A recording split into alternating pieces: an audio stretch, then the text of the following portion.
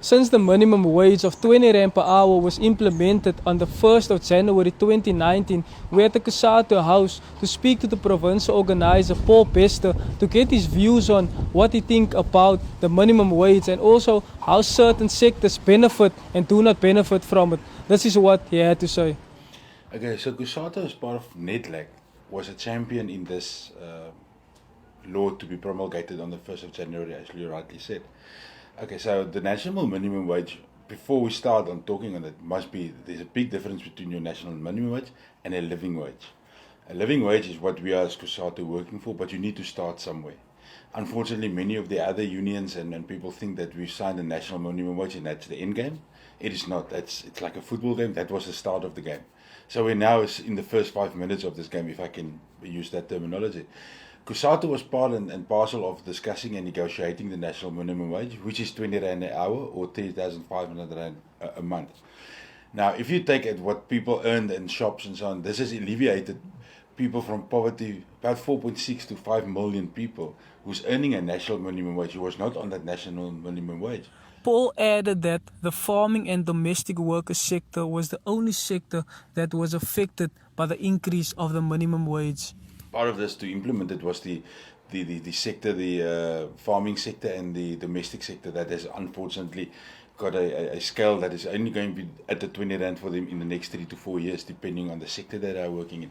The farm workers are at 15 rand an hour, and they are in a sort of scale bracket up to 20,000 in the next 20 rand an hour in the next 4 years. The domestic workers in the rural areas are at 15 rand, and in the metros at 18 rand an hour. The implementation of the minimum wage lifted about 4 million people out of debt and poverty. We as Kusatu believe that it's immediately, the implementation immediately lifted at least 4 million people out of a debt of poverty. And again, we are saying that the national minimum wage is not the end game, it's the start of the game.